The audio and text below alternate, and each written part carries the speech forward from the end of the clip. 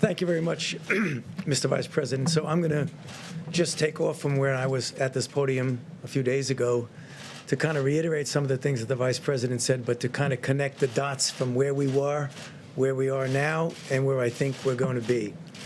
So you remember a couple of weeks ago when we talked about the fact that we were going to have a really bad week because the deaths, particularly driven by the situation in New York, were going to get worse and worse.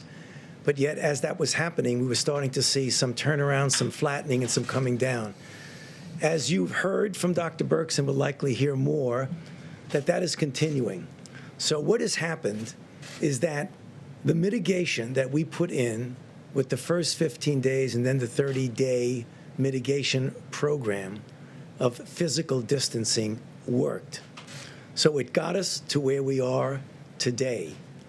It is a successful formula.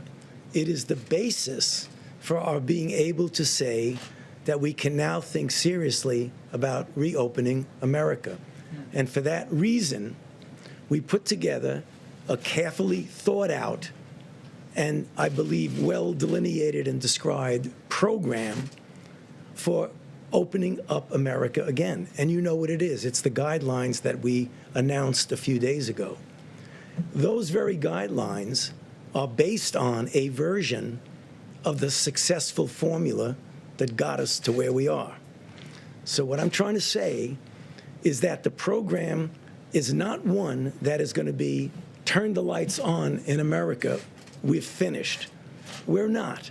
We have to proceed in a very careful, measured way. And if you look at the guidelines, they are careful and they are measured. There are certain checkpoints before you can even think about going into a phase one. And then things relax a little as you go into phase two, and relax a little and you go into phase three. Now, we live in a big country, and it's heterogeneous, and there are different dynamics of outbreaks in different parts of the country. So the speed with which one can go from one to another, at the point at which you can even begin to think about the phase, is going to differ. So the one thing that I know, the urge we all have to get out there and get it over with, let's get back to normal, for a lot of good reasons, because there's a lot of suffering, economic and otherwise, in this country because of that.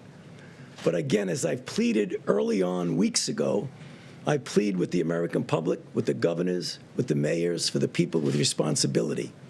Although I know one has the need to leapfrog over things, don't do that. Do it in a measured way. This is a successful formula.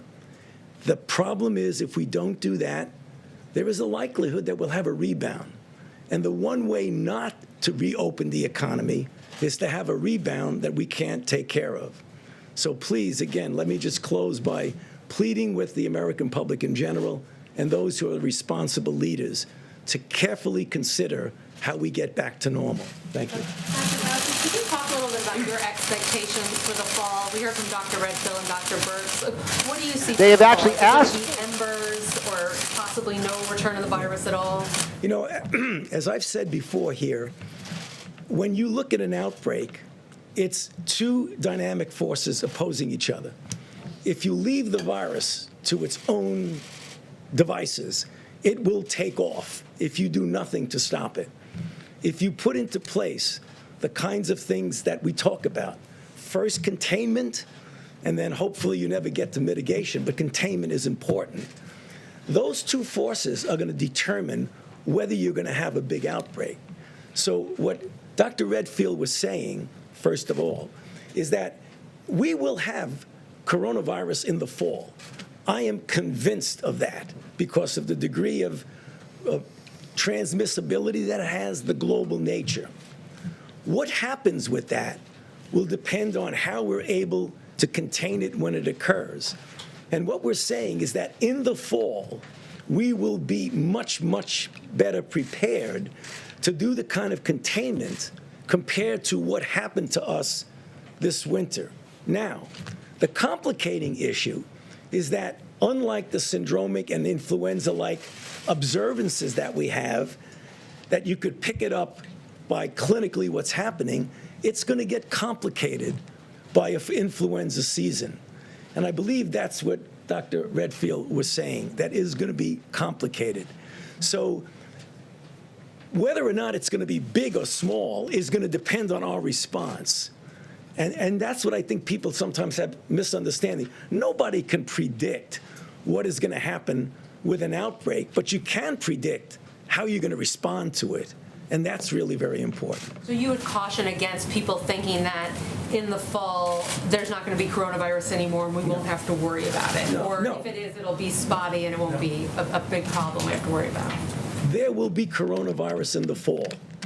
If we do, which we won't, but let's take an imaginary period. We say, okay, coronavirus, forget about it. We're not going to do anything about it. It will take off. That's what viruses do. But that's not what's going to happen. We are going to respond to it to not allow it to do that. Dr. Fauci, what happens when governors like Governor Kemp are not following this careful, measured plan and moving forward even without meeting the gating criteria? Well, What do you do about that? Well, you know, if I were advising the governor, I would tell him that he should be careful, and I would advise him not to just turn the switch on and go, because there is a danger of a rebound. And I know there's the desire to move ahead quickly. That's a natural human nature desire. But going ahead and leapfrogging into phases where you should not be, I would advise him as a health official and as a physician not to do that. Okay? Go ahead, please. Thank you, Mr. President. Can you please give some details about the executive order? I know that the White House has just released a document